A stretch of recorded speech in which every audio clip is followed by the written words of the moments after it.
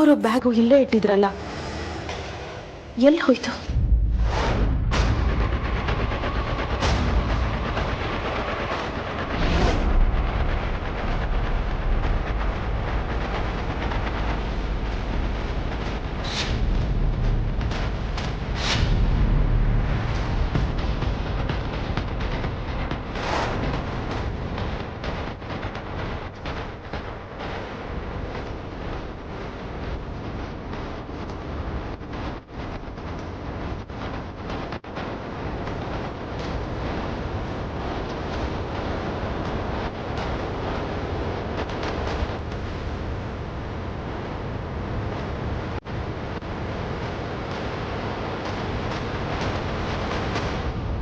ಅಮ್ಮ ಅವರು ಬ್ಯಾಗ್ ಇಲ್ಲಿ ಇಟ್ಟಿಲ್ಲ ಅಂದ್ರೆ ಮತ್ತಿನ್ನೆಲ್ಲಿಡಕ್ ಸಾಧ್ಯ?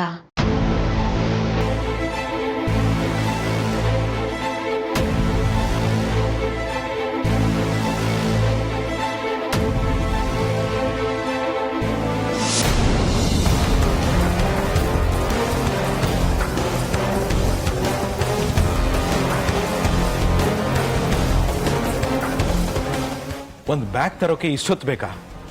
ಏನ್ ನಡೀತಿದೆ?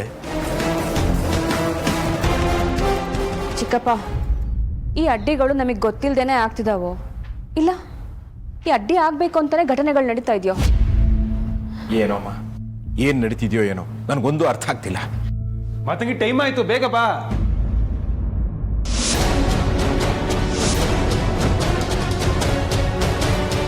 ಮನೆಯೆಲ್ಲ ಜಾಲಾಡಿದ್ದೀನಿ, ಮಾತಂಗಿ ಎಲ್ಲಿತ್ತು ಬ್ಯಾಗು?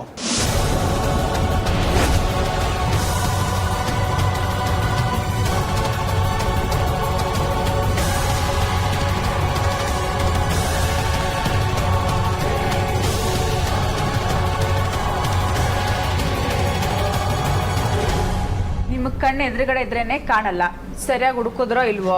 ನಿನ್ನಾಣೆ ಸರಿಯಾಗಿ ಹುಡುಕಿದ್ದೀನಿ ಕಣೆ.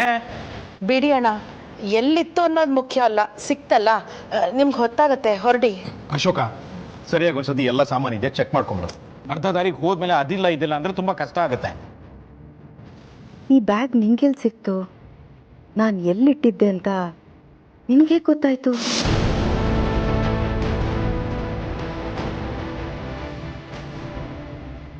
ಮಾತಂಗಿ, ಏನಿದು?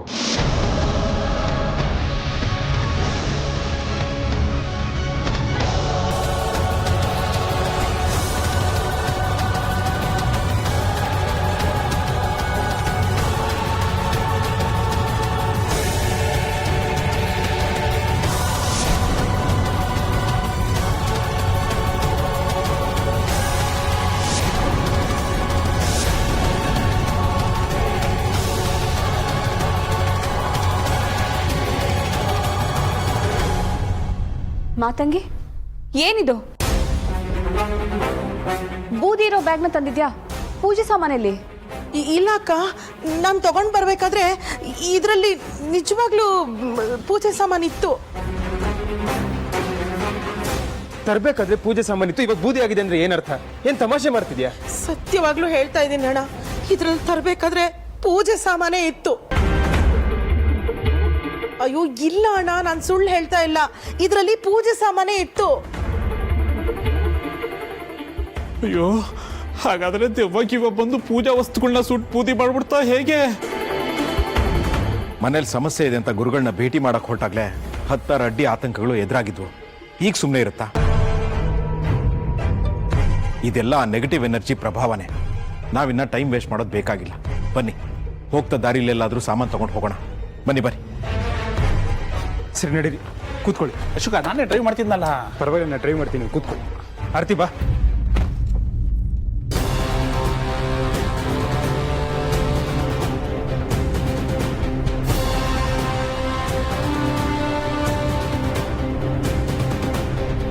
ಇವತ್ತು ಶ್ರಾದ್ದ ನಡೆಯತ್ತೆ. ಏನು ಮಾಡಿದ್ರು ನಿಮ್ಮಿಂದ ಅದನ್ನು ತಡೆಯೋಕ್ಕಾಗಲ್ಲ. ನಾನು ನನ್ನ ಮಗನ ಉಳಿಸ್ಕೊಂಡೇ ಉಳಿಸ್ಕೋತೀನಿ. ಅದನ್ನ ಇವತ್ತು ಯಾರಿಂದನೂ ತಪ್ಸಕ್ಕಾಗಲ್ಲ. ಚೈತ್ರನ ಹುಷಾರಾಗಿ ನೋಡ್ಕೊ, ಚಿರುನ್ ಕರ್ಕೊಂಡು ಬರ್ತೀನಿ.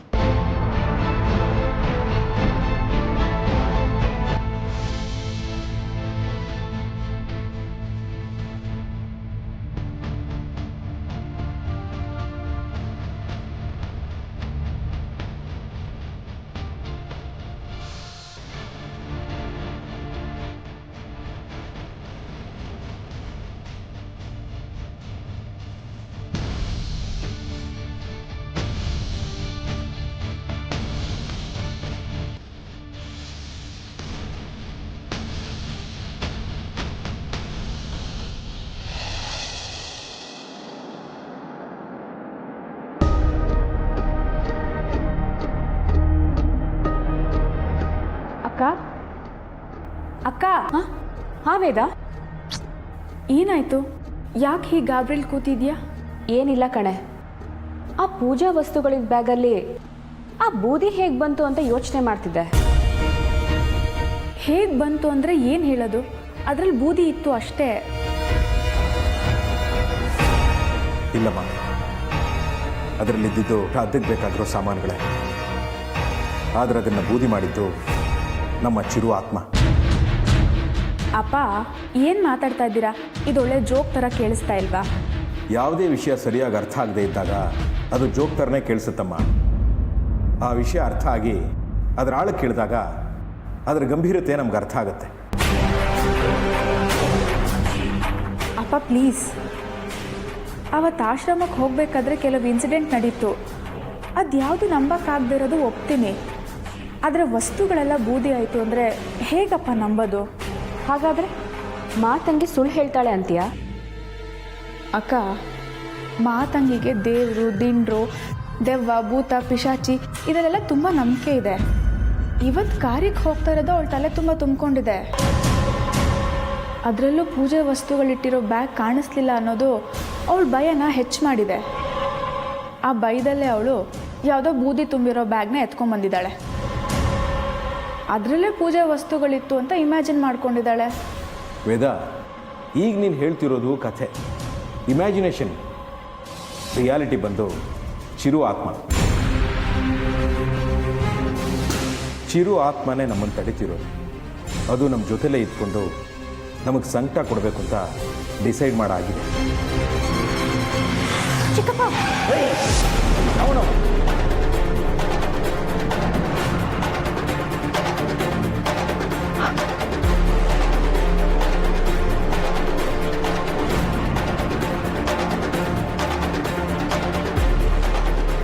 ನೋಡಿದ್ರಾ ಅಡ್ಡಿ ಆತಂಕಗಳು ಹೇಗೆ ನಮ್ಮನ್ನು ಆಟ ಆಡಿಸ್ತಾ ಇದ್ದಾವೆ ಅಂತ?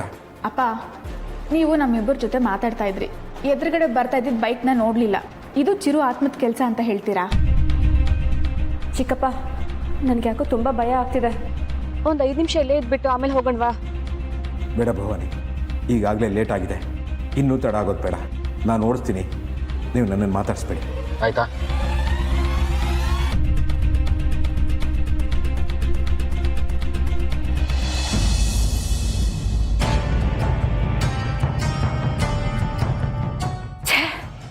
ಯಾಕೆ ಯಾವಾಗಲೂ ಬೆಕ್ಕಟ್ಟ ಬಂದಂಗೆ ಬರ್ತೀಯಾ? ವೇದಕ್ಕ ಹೋಗೋಕೆ ಮುಂಚೆ ಅಮ್ಮಂಗೆ ತುಂಬ ತಲೆನೋವು, ಹುಷಾರಾಗಿ ನೋಡ್ಕೊ ಅಂತ ಹೇಳ್ಬಿಟ್ಟು ಹೋದ್ರು. ಎಲ್ಲಿಗೆ ಹೋಗ್ತಾ ಇದ್ದೀರಾ? ನೀನು ನನಗೆ ಪ್ರಶ್ನೆ ಮಾಡ್ತೀಯನೆ? ಇದೆಲ್ಲ ಆರ್ತಿ ಕೊಟ್ಟಿರೋ ಸಲಹೆ ನಿನಗೆ. ಈ ಮನೆ ಯಜಮಾನಿ ನಾನು, ಆರ್ತಿ ಅಲ್ಲ. ಅದನ್ನ ಒತ್ತಿ ಒತ್ತಿ ಹೇಳ್ಬೇಕಾ? ತಲೆನೋವು ತುಂಬ ಇದ್ರೆ ಮಾತ್ರೆ ಕೊಡು ಅಂತ ವೇದಕ್ಕ ಹೇಳಿದ್ದಾರೆ. ಏಯ್, ನಾನೇನೇ ಹೇಳ್ತಾ ಇದ್ದೀನಿ, ನೀನೇನು ಹೇಳ್ತಾ ಇದೀಯಾ? ಕರ್ಮ, ನಿನ್ ಜೊತೆ ಮಾತಾಡ್ತಿದ್ದೀನಲ್ಲ, ನನ್ನ ತಲೆ ಸರಿ ಇಲ್ಲ. ಮಗು ಶ್ರಾದ್ದಕ್ಕೆ ಹೋಗದೆ ಇರೋಷ್ಟು ತಲೆನೋವು ಅಂತ ಇದ್ರು. ತಲೆನೋವು ಹೋಯ್ತಾ? ಈ ಹಾಳಾದವಳು ಮನೆಯವ್ರ ಎದುರಿಗೆ ಟಾಮ್ ಟಾಮ್ ಮಾಡಿದ್ರೆ ಕಷ್ಟ. ಥೂ, ಇವಳು ಎದುರಿಗೆ ಸಿಕ್ಕಾಕೋಬೇಕಾ ನಾನು? ತಲೆನೋವು ಹೋಯ್ತಾ ಅಮ್ಮೋರೆ? ಏಯ್, ಏನು ನನ್ನನ್ನು ಅನುಮಾನಿಸ್ತಿದ್ಯಾ? ತಲೆನೋವೇನು ನಿನಗೆ ನನಗೆ ಹೇಳಿ ಕೇಳಿ ಬರುತ್ತಾ? ಇಲ್ಲ ಹೋಗ್ಬೇಕಾದ್ರೆ ಹೋಗಿ ಬರ್ತೀನಿ ಅಂತ ಹೇಳಿ ಹೋಗುತ್ತಾ? ಹಾಗಲ್ಲ, ಹೇಳಕ್ಕೆ ಆಗದೆ ಇರೋಷ್ಟು ತಲೆನೋವು ಅಂದಿದ್ರಲ್ಲ, ಇಷ್ಟು ಬೇಗ ಇದು ಹೊರಡ್ತಾ ಇದ್ದೀರಲ್ಲ, ಅದಕ್ಕೆ ಕೇಳಿದೆ. ಏಯ್, ಮುಚ್ಚು ಬಾಯ್. ಇನ್ನೊಂದು ಮಾತಾಡಿದ್ರು ಚೆನ್ನಾಗಿರಲ್ಲ. ಮಿತಿ ಮೀರಿ ಬೆಳೀತಾ ಇದೆಯಾ? ನಿನ್ನ ಸ್ಥಾನಮಾನ ಏನು ಅಂತ ಗೊತ್ತಿಲ್ಲದೆ ಮಾತಾಡ್ತಿದ್ಯಾ? ನಿನ್ನ ಆಮೇಲೆ ವಿಚಾರಿಸ್ಕೊತೀನಿ. ಈ ಕಡೆ ಶ್ರಾದ್ದಕ್ಕೆ ಹೋಗ್ತಿದ್ದೀರಾ ಅಮ್ಮೋರೆ? ಏಯ್, ಎಲ್ಲ ನಿನಗೆ ವರದಿ ಒಪ್ಪಿಸ್ಬಿಟ್ಟೆ ಹೋಗ್ಬೇಕೇನೆ. ನಿನ್ನ ಕೆಲಸ ಎಷ್ಟಿದೆಯೋ ಅಷ್ಟು ನೋಡ್ಕೋ.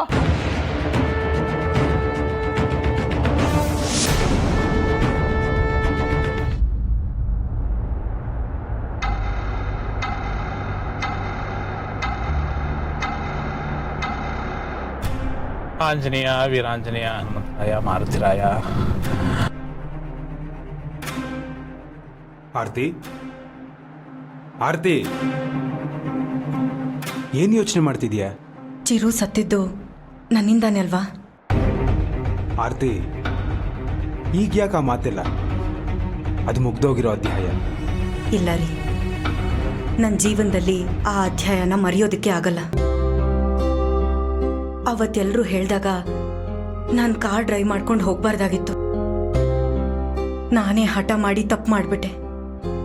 ನನ್ನ ಹಠಕ್ಕೆ ನನ್ನ ಮಗ ನನ್ನಿಂದ ದೂರ ಆಗ್ಬಿಟ್ಟ. ನಾನೇ ನನ್ನ ಚಿರುನ ಕೊಂದ್ಬಿಟ್ಟೆ. ಕಮ್ ಆನ್ ಆರ್ತಿ, ನೀನಲ್ಲ ಅಂತ ನಾ ಎಷ್ಟು ಸಲ ಹೇಳಿದ್ದೀನಿ. ಅದೆಲ್ಲ ಡೆಸ್ಟಿನಿ. ಇದನ್ನ ನಿಂಗೆ ಹೇಗೆ ಹೇಳಬೇಕು ಅಂತ ನಂಗೆ ಅರ್ಥ ಆಗ್ತಿಲ್ಲ. ನಮ್ಮ ಮಗ ನಮ್ಮ ಜೊತೆ ಭಾಳ ಪುಣ್ಯ ಕಟ್ಕೊಂಡ್ ಬಂದಿರಲಿಲ್ಲ. ನಮಗೂ ಅವನಿಗೂ ಋಣ ಇದ್ದಿದ್ದಷ್ಟೇ. ಅದು ತೀರಿ ಹೋಯ್ತು. ನೀನು ಇದನ್ನ ಇಲ್ಲಿಗೆ ಬಿಟ್ಬಿಡು. ನಿನ್ನ ಲೈಫ್ ಉದ್ದಕ್ಕೂ ಅದನ್ನು ಹೊತ್ಕೊಂಡ್ಬರ್ಬೇಡ. ಮುಗ್ದೋಗಿಲ್ಲ ರೀ. ಅದು ಯಾವತ್ತೂ ನನ್ನ ಲೈಫ್ ಜೊತೆಗೆ ಸೇರ್ಕೊಂಡಿದೆ. ನಾನು ಯಾವತ್ತೂ ಅದನ್ನು ಮರೆಯೋದಕ್ಕೆ ಆಗಲ್ಲ. ನಾನು ಮನ್ಸು ಮಾಡಿದರೆ ನನ್ನ ಮಗನ ಉಳಿಸ್ಕೋಬೋದಾಗಿತ್ತು. ಉಳಿಸ್ಕೊಳ್ಳೋ ಎಲ್ಲ ಅವಕಾಶನೂ ಇತ್ತು. ಆರ್ತಿ, ಆಗಿದ್ದಾಗಿದೆ, ಬಿಟ್ಬಿಡಮ್ಮ. ಒಂದು, ನಾನು ಕಾರ್ ಡ್ರೈವ್ ಮಾಡಬಾರ್ದಾಗಿತ್ತು. ಇನ್ನೊಂದು, ಚಿರು ನಾನು ಬರಲ್ಲ ಅಂತ ಹಠ ಮಾಡ್ತಿದ್ದ. ನಾನೇ ಅವನ್ನ ಬಲವಂತ ಮಾಡಿ ಎಳ್ಕೊಂಡು ಹೋದೆ.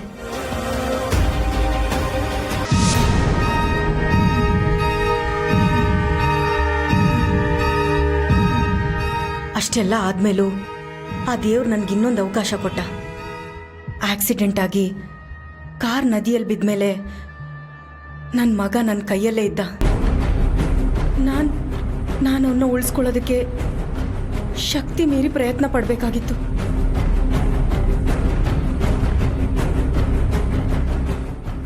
ನನ್ನ ಕಂದ ಸೇವ್ ಮೀ ಅಂತ ಕಿರ್ಚ್ಕೋತಾ ಇದ್ದ. ಆದರೂ ನಾನು ಅವನ್ನ ಉಳಿಸ್ಕೊಳ್ಳೋದಕ್ಕಾಗಲಿಲ್ಲ. ನನ್ನ ಕಣ್ಮುಂದೆನೆ ನನ್ನ ಚಿರು ಕೊಚ್ಕೊಂಡು ಹೊಟ್ಟೋದ. ಪ್ಲೀಸ್ ಆರ್ತಿ, ಇದನ್ನೆಲ್ಲ ನೆನೆಸ್ಕೊಂಡು ನೀನು ಕೊರಗೋದಲ್ದೆ ನನ್ನನ್ನು ನೋಯಿಸ್ಬೇಡ. ನೀನು ನಿನ್ನ ಶಕ್ತಿ ಮೀರಿ ನಿನ್ನ ಪ್ರಯತ್ನ ಮಾಡಿದ್ಯಾ. ಆ ಭಯ, ಆ ಆತಂಕ, ಅವತ್ತಿನ ಪರಿಸ್ಥಿತಿ ಚಿರು ನಿನ್ನ ಕೈ ಜಾರು ಹೋಗುವಾಗ ಮಾಡಿದೆ ಅಷ್ಟೇ. ಇದ್ರಲ್ಲಿ ನಿನ್ ತಪ್ಪೇನಿಲ್ಲಮ್ಮ. ಅವತ್ತು ನಾನು ನನ್ನ ಮಗನ ಉಳಿಸ್ಕೊಳ್ಳಿಲ್ಲ. ಆದರೆ ಆ ದೇವರು ಇವತ್ತು ನನ್ನ ಮಗನ ಉಳಿಸ್ಕೊಳ್ಳೋದಕ್ಕೆ ಮತ್ತೊಂದು ಅವಕಾಶ ಮಾಡಿಕೊಟ್ಟಿದ್ದಾರೆ. ನಾನು ಅದನ್ನು ಕಳ್ಕೊಳ್ಳಲ್ಲ.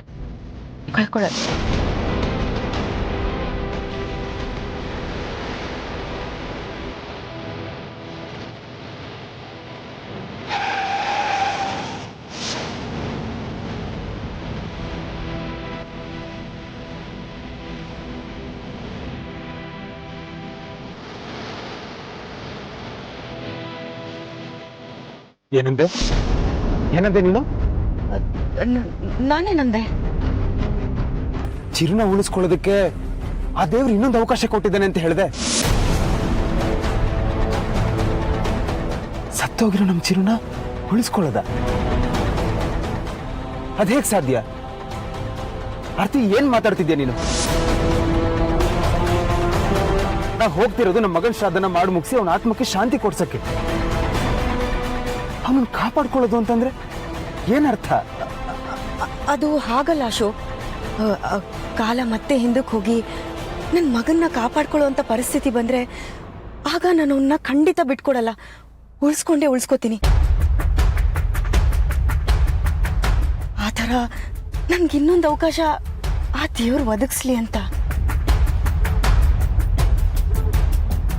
ಮಿಂಚ್ ಹೋದ ಕಾಲ ಮತ್ತೆ ವಾಪಸ್ ಬರಲ್ಲ ಆರ್ತಿ. ಪ್ರಪಂಚ ಯಾವಾಗಲೂ ಮುಂದಕ್ಕೆ ಹೋಗುತ್ತೆ ಹೊರತು ಹಿಂದೆ ಬರಲ್ಲ.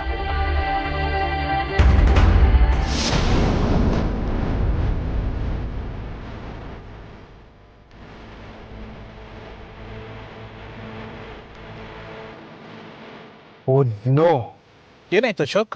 ನಾವು ಮಾತಾಡ್ತಾ ಯಾವ ರೂಟಿಗೆ ಬಂದಿದ್ದೀವಿ? ಸಂಗಮಕ್ಕೆ ಹೋಗೋ ರೂಟ್ ಇದ್ದಾಗಿಲ್ವಲ್ಲ ಇದು? ಅಯ್ಯೋ ದೇವ್ರೆ, ನಾವೇನಾದ್ರು ರಾಂಗ್ ಟರ್ನ್ ತಗೋಬಿಟ್ವಾ?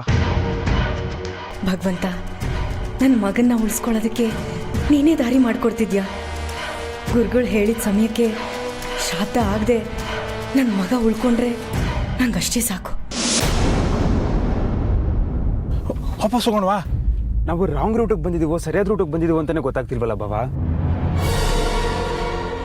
ವಾಪಸ್ ಹೋದ್ರೆ ಮತ್ತೆ ಇದೇ ರೂಟಿಗೆ ಬರಬೇಕಾಗತ್ತೆ. ನಾವು ಒಂದು ಕೆಲಸ ಮಾಡೋಣ, ವೇಟ್ ಮಾಡೋಣ, ಏನಾದರೂ ವಿಚಾರಿಸಿ ಆಮೇಲೆ ಡಿಸೈಡ್ ಮಾಡೋಣ.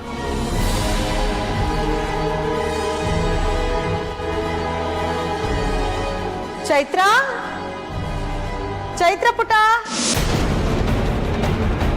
ಏನ್ ಮಾಡ್ತಿದ್ದಾಳೆ ಇವಳು?